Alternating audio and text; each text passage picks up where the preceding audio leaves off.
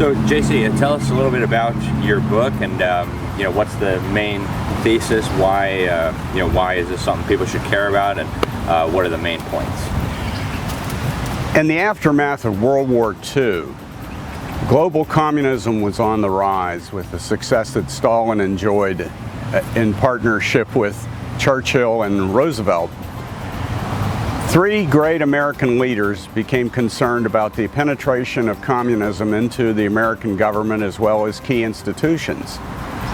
James Forrestal, Joseph McCarthy, and John F. Kennedy were the vanguard in the fight against domestic and global communism here in America. Within a 14-year period of time, all three men died sudden, untimely, seriously sinister deaths. And their bodies all wound up in the same location, the morgue at the Bethesda Naval Hospital in Maryland. And I began to look at this and think there's not a matter of coincidence here. There's more going on here than meets the eye. And I found there was an incredible amount of linkage among the three men. They had a much closer relationship than has been commonly known. And it began to register with me that maybe there was some sinister forces here working on this. So do you have evidence that there was some kind of assassination on these men? Or?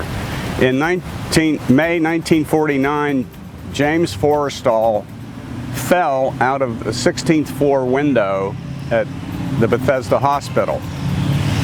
A Navy review board, when they investigated, did not make a ruling as to the cause of the fall. They simply said he fell out the window and died, but it was commonly reported in the news media as a suicide because Drew Pearson and other people in the what we would now call the fake news were smearing Forrestal relentlessly and tried to portray him as a seriously mentally disturbed person who killed himself, when in fact that's simply not the case. And an examination of the medical records and the nurses' notes show that he was hospitalized for severe exhaustion and mental fatigue, but he was in no way mentally ill or disturbed and was in fact getting better.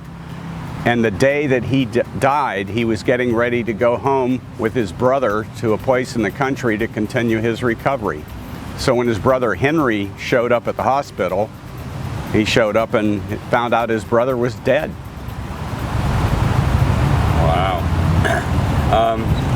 So what is the relevance of this today? I believe that in many ways, the book, Betrayal at Bethesda, reveals the origins of what we might call the modern deep state and fake news. Because in the case of each of the deaths, there was a lot of news in and around the deaths that was simply not right, not true. And there was some sense that there were forces at work that no doubt may have had a hand in their deaths. Joseph McCarthy is portrayed as a drunk who died from cirrhosis, when in fact that's not the case. The death certificate shows he died from acute hepatitis. Now, the only way you can get that is to have been poisoned by some sort of toxin. Of course, if you drank a lot of alcohol at any given time, you could poison yourself. But when he showed up at the hospital at Bethesda on a Sunday, he was admitted for peripheral neuritis in his knee. And only after he was in the hospital was the diagnosis changed.